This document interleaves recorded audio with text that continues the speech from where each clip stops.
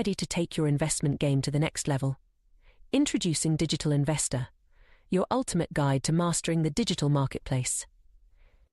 Whether you're a seasoned pro or just starting out, Digital Investor brings you cutting-edge game theoretical strategies, expert insights, and real-time tips and tactics to analyze, evaluate, invest, and grow your wealth.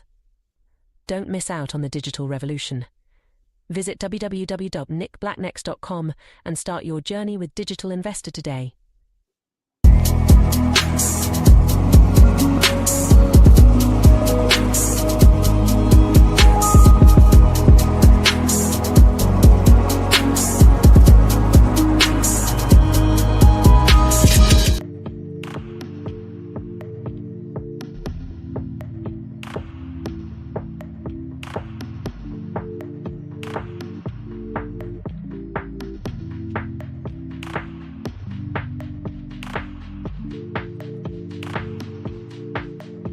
Brandon! Hey! Oh, relaxing day. That's right. Oh, that's a good point. What point was the good one? This one right here. Oh, wait, we're going to bring it up. We're going to talk about it. okay. Okay. Maybe we should just get right into it. Let's get right into it. Conan. So, okay, HMS Tranche 2. Node Market's never going to do like any of that stuff. We're not going to, we're focused on the facilitation, is that a word? Facilitation of selling the fees and the licenses going forward. That's taken enough work because of all the plumbing that needs to be done for that. So we're not going to duplicate the plumbing of something that is, I would say, should have been simple, but it's not. So Tranche 2 over the next, what's the point? Conan, let's take a step back. I had somebody message me yesterday and said they were trying to buy a 2-node license on Node Market. And I'm like, why? Anyway, why right now? Because, I mean, that's fine. They want to make a node factory. Maybe they want to get the node revenue from the hybrid. It's still 9%, which isn't bad. Okay. But here's the thing. Tranche 2, what does that get you right now? Is it a promise for something in the future? Is it a promise for something that has never come for 2 years? Yeah, that's what it is.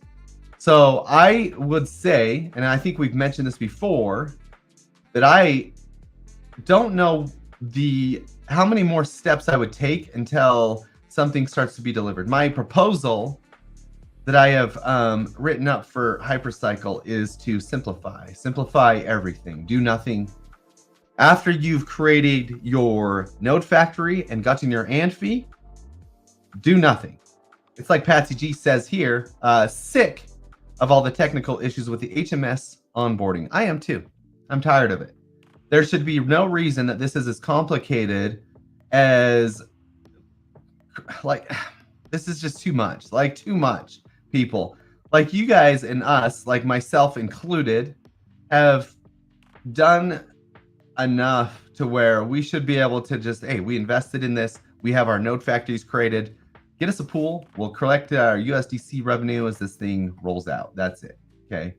And so that's what I want to do going forward. Anyway, that's what I propose to Hypercycles as well. I don't think we need to complicate ourselves with tilling, HMS, Tranche 1, Tranche 2, Tranche 7, Tranche 8, Tranche 9, tilling, node factory tilling, whatever it is, okay? It's getting out of control. So hopefully we can all come to an understanding and simplify the crap out of this thing beyond that. We don't have to do anything beyond creating a node factory and getting your fee claimed. Hopefully we can get to that point, but I don't know. I honestly don't know. We'll see. I don't know why they have to leave all this. And I get that Tufi had some grand plans of splitting and tilling and stuff, but I think we're past that. I think we've gotten to a point where it's like, that was a fun thought. I get that it's in the code still. It's still in the contracts, but have yours split yet, Nick? Have mine? No. Have I been tilling for the over the amount of time that was told me that I was supposed to get a split. Yes. So what the? Oh, did it bleep me out? That is weird. I said what? It didn't bleep you. That is. I think it must be like my buttons here. That's so weird. I think you meant to say fuck. Yeah, I'm seriously at the point where what the flip do we got to keep doing? Like, what do we keep banging ourselves against the wall for? Anyway, I'm frustrated. You're frustrated. Thanks for the questions. I'm done answering. I mean, I just wait. Yes, Just wait. like who cares? Yeah, who cares? Like 5 of the 7. Yes, I get emails on this all the time. Like I talked with somebody for 2 hours yesterday about why one has more heartbeats than the other. Why? Why should we even worry about all this stuff? We're not technical, like coding savvy investors here that need to dive into the weeds and figure out the JavaScript for the C++ programming. You know what I mean? Like, screw this. Screw it. Well, I mean, I just think there's no point even messing with it right now. Just wait. Wait till they have it figured out. Perfect. Aaron's got it finally. Besides his first part, I'm going to ignore his first part of the question and I'll answer the second. What's the purpose of tranche 1, tranche 2? Yes. Why? Why add more layers of complexity to an already complex jargon-filled? Anyway. But thanks. You got it on the second part. The first part is ignore. Just don't do anything right now. Just wait. There's no rush. You don't need to till. You don't really need to do anything. No one's going to be ahead of you. You're not losing out. What are you losing out on? Nothing. You're losing out on nothing. So don't do anything. Just wait. Yep. When things change. When things change, they'll change. Just wait. Yeah. How many companies has Hypercycle set? I don't know.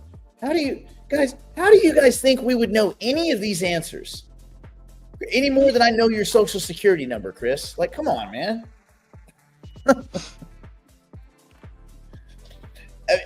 Work it backwards, Chris.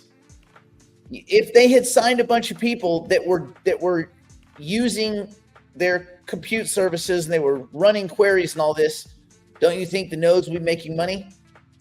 Yep. So if they're not, then the answer would be, it doesn't matter how many they've signed. They haven't flipped the on switch. So nothing else matters. I don't know why people frustrate themselves with the same when they ask questions that there are no answers to, that they won't get answers to repeatedly. Just there are things you can't adjust, and that's their timeline. This is in software in general. All of these software guys, they overestimate what they can do in 6 months, and then they underestimate what they can do in, say, 3 years. And everything in between, nobody knows. Nobody. And again, why do you care? Just stop. Just don't bother yourself with it. And when these things start turning on, it's not like no one's going to keep a secret. When these things start running, they'll be running for everyone, and it won't just be for a small handful of people. All I know for sure is that they're just testing right now, and they're trying to come up with a value, the YMCA deal, that they're testing with that. And that they're using that as their little playground to figure out what's going on. That's cool. That's all we know. Yeah, sorry. I wasn't trying to be mean. I was just trying to say we got to look past the first part of your question because I already answered it. I didn't mean to be bored. I'm just trying to get out. Like, I'm frustrated as you are, Aaron. But you shouldn't be. None of you should be frustrated. Right. Well, it'll be working when it's working. Otherwise, relax. It's not on. When's the power going to come on? Well, I don't know when the power company turns it on. When's that going to be? I don't know. When you see the light above your head and the ceiling fan start wobbling, the lights are on. Yeah. Yay. Lights. Otherwise, everybody just chill, man. God damn. The lights. Okay. It's because we joined Discord group, HyperPG, and all these people are talking about tilling, and then you tell us to do nothing. Well, then, Aaron, if you're in a Discord group specifically for it, you're getting information more than we are. I'm in a super secret group that has all the information. But what do you guys know? Not a fucking thing that you don't know. Because you're in the super secret group. We're not even in the super secret. Brandon, are you in the super secret group? Yeah, I actually am. No, I'm not in the secret.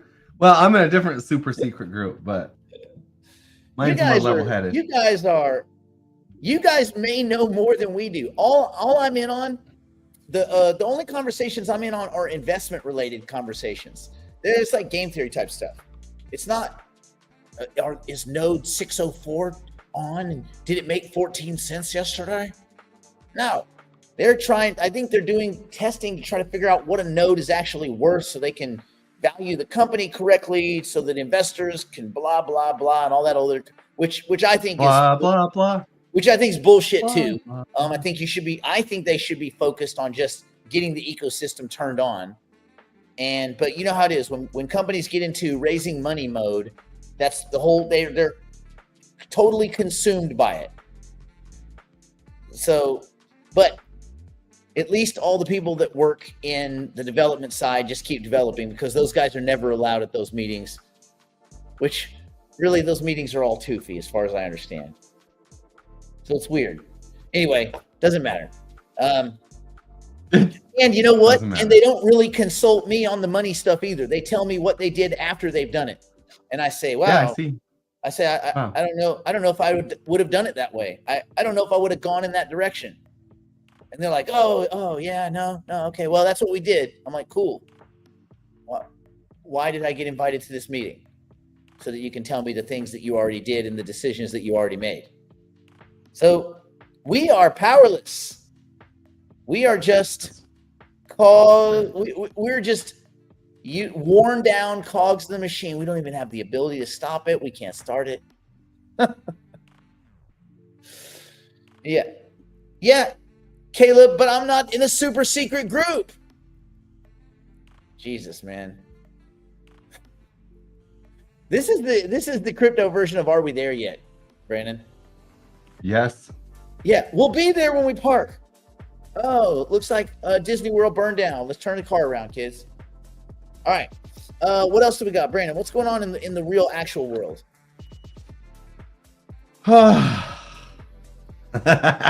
Yesterday, I don't know if you caught this little news blip. It was on Z News. I'm sure one of the TV stations that everybody was watching. But Secretary Bessent got out in front of everybody. This was at the same time the PPI crappy numbers came out. Or after, wait, when was that Wednesday? Anyway, I get all this confused. But anyway, he came out yesterday and said that the United States of America will not be acquiring Bitcoin in any way, shape, or form.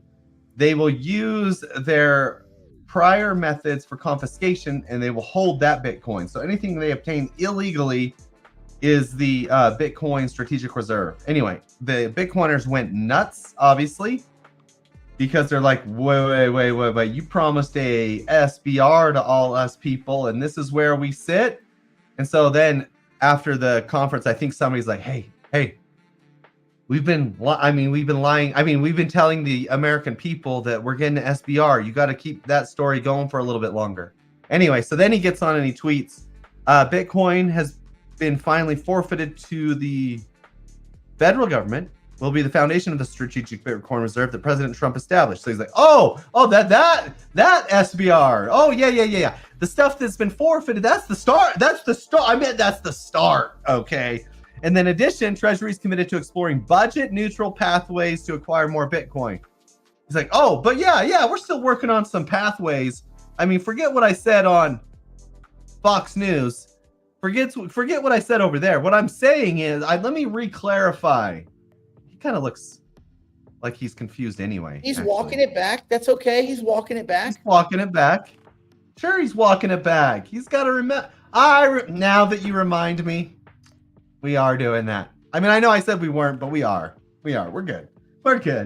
So it's like, that caused some commotion. The other thing that literally, and we talked about this Monday, everybody and their dog is watching, is this CME gap that got created over the weekend. We said it would come back and fill, and looky here. Look how close it is to filling. Like the bottom of the blue line is the bottom of the gap. It's like clockwork. These things fill 98% of the time. 98%. Well, now it'll be a according little bit to more than Grok. that, because if it does it again, it'd be slightly higher. Well, I gotta zoom in, but it looks like it flipping. Like while I was chatting, it looked like it tapped it. I don't know. I mean, that's pretty dang close to me. I don't know what. Seems I don't like know a enough weird about psychological. Oh, self-fulfilling, Yeah, so because hard prophecy. there's no actual reason why this would occur. Oh, I that's think that funny you what mention- more likely is the case, it's not that anyone's filling the CME gap as like they're like, we've got to fill that gap must fill. It's that the asset is so volatile that it will always fill a certain amount. It will always mean revert a little bit.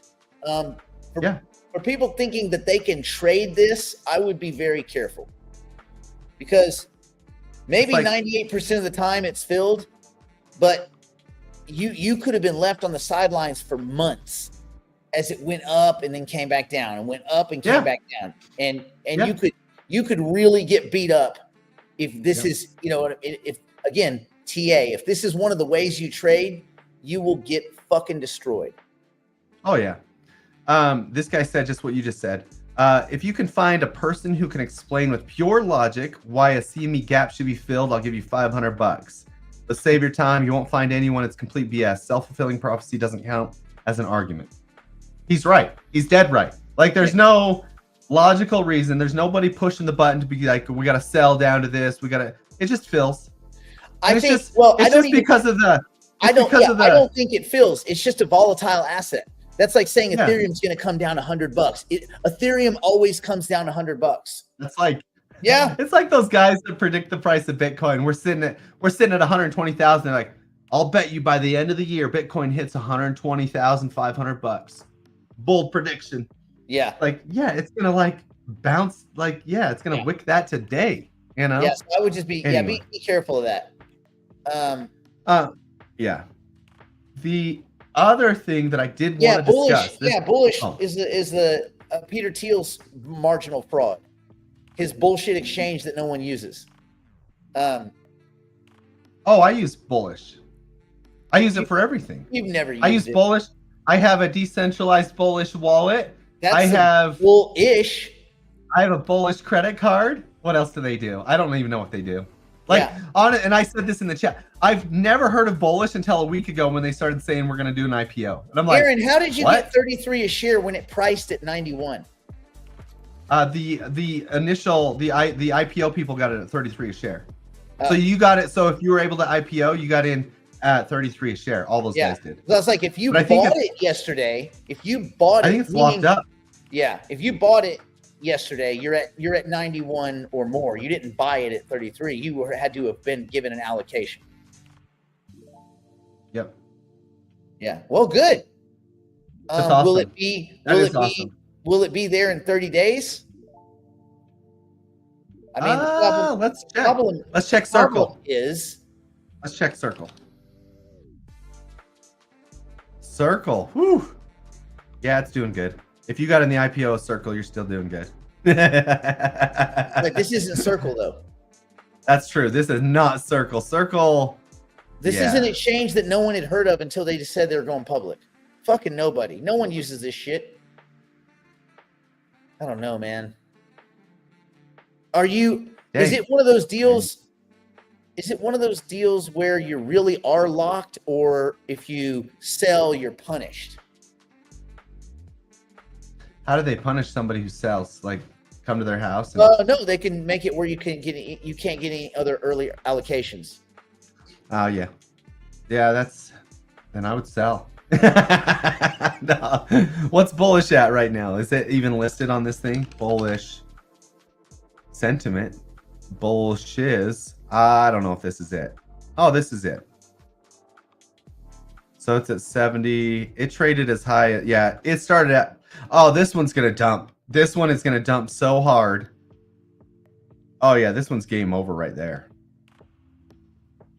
Yeah. Okay. 30 days? Ooh, that's brutal. Yes, Dan, I don't know. It's live. Yes. I think Okay. I don't know, man. I don't, no one has ever heard of this thing. Not even Teal. Yeah, Peter Thiel's an investor. He's the one pushing it, man. God damn, Denny, do some fucking research. Come on, you guys. Read some fucking articles. You guys are so fucking lazy. We're just gonna have to chastise you guys today. You guys have been some lazy, the whole fucking group. Lazy, won't read an article, fucking lazy motherfuckers today. Everybody, lazy. Let's go over this. I want to talk about this a little bit. Do you think this is going to be the same as last cycles here? So typically what's happened with the flow of money, everybody buys the Bitcoin, right? And then everything kind of trickles down to the Ethereum and the large caps, and then the alt season starts. I saw him post this just today. Somebody posted this, so it reminded me. Do you think this is going to be atypical this season, or do you think you talked about your flow up strategy that everything's going to just flow up to Bitcoin and Ethereum? What do you think is going to happen this time? I just don't think I think these seasons they're all gone. Crypto is not a separate market anymore. So I don't think any of this stuff applies. I think it's business cycles pretty much attached to tech stocks and things like that. I just don't think it's different anymore. Yeah. No. Oh man. Okay. No, I don't think PPI is going to affect the Fed on rate cutting. Now, that is an interesting question as it regards to what Jerome Powell will say. Jerome Powell next Friday at Jackson Hole will talk hawkish because he has to, because he doesn't have a choice now. He's basically said he's kind of doubled down on the I'm going to be hawkish no matter what thing. And then when the bond market keeps dropping and he's saying, but I haven't said we're going to drop, and the bond market keeps dropping, he's been embarrassed by what he said. He's been embarrassed by the data. He's been embarrassed by Donald Trump. He's been embarrassed by the renovation project. He's been embarrassed by everything he's ever said. So he can't change now, because that would be the ultimate embarrassment, would be to finally go, okay, yeah, maybe we cut. No. And he's going to go down kicking and screaming when they do cut.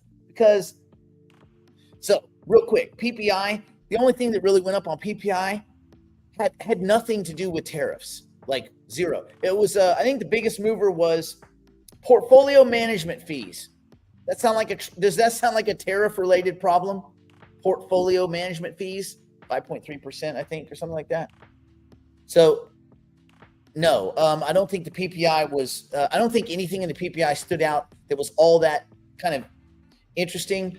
I think if you're honest and you look at it, and even in the CPI, go back a few days, CPI, the biggest mover is, again, owner's equivalent rent, housing, which makes up like a quarter to a third of that CPI bucket. And it's a bullshit kind of weird number. It's just a stupid number that doesn't make anyway. So no, I don't think that's going to change the path of cutting, because I think you have enough governors that have stepped out and they've said, this is it. We are going to go against Mr. Jerome. But Jerome himself, he has to basically toe this line now, because he can't go the other way. He's been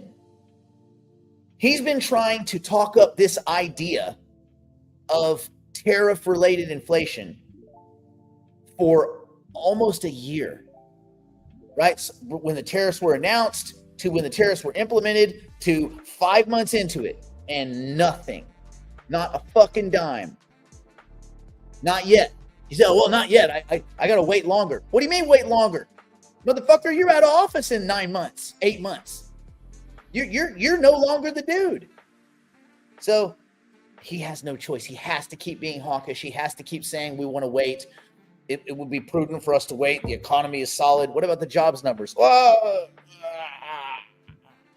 Like, he can't change. So, and what he'll probably say is, well, I was outvoted. In the September meeting, I was outvoted. I abstained from cutting rates, but those pesky board members, they're the ones they voted. So this guy will go down. He will. What is it? You can take the gun people, like, you can take my gun out of my cold dead hands or whatever like that. Like, Yeah. it'd be like, Yeah. you can take my inflation expectation theory, you can rip it out of my cold dead hands. I don't think Jerome's going to win the Nobel Prize that he thought he was going to win. I don't think he's going to go down in history for being Paul Volcker like he thought he would be. Okay. Jeff, no. They pushed back the date of my simulator a second or a third time, and I canceled the order. It was supposed to have been delivered July 28th. Then they pushed it to August 15th. Then they pushed it to September 4th. And when they did the next push, I got an email and I was like, we're canceling this order. Thank you. So, yeah, no race car game for me. Wah, wah. See, we can't always get what we want. That was what, Charlton Heston? Dan, was that Charlton Heston? Yeah, gosh. I guess they, you know what? I guess they got their gun from his cold dead hand, though, didn't they? They eventually got it. Okay. So if you were in on the bullish one, cool. The problem is if you're stuck in it, you're probably stuck in it. And I would expect that the day that frees up, it's going to be you racing everybody else to the finish line to offload that son of a bitch. And it probably trades at about, $18 at that point. I don't know. It seems like the bullish IPO was just an advertisement for bullish because no one had ever heard of it. Like, think about that. You're in crypto, and the way you learn about a crypto exchange is through an IPO. What the fuck? Oh, yeah. Yeah. You're like, news to me. Did you get in on the CoinSurge IPO? What? CoinSurge? What? CoinSurge. No. Get out. What is it? Get out of here. It's the newest exchange. What are you talking about? I never even heard of it. News to me. I know. Yeah, I know. It's good. And there's not any good go-kart tracks close in LA. There's not a lot of go-kart tracks. There's race car tracks, but not go-kart tracks. And race car tracks are expensive. It's basically like $4,000 or $5,000 in tires every time you go out there. I ain't got that kind of money. Nobody got that kind of scratch. Anyway, okay, Brandon, before we go behind the wall, I do want to talk about what I think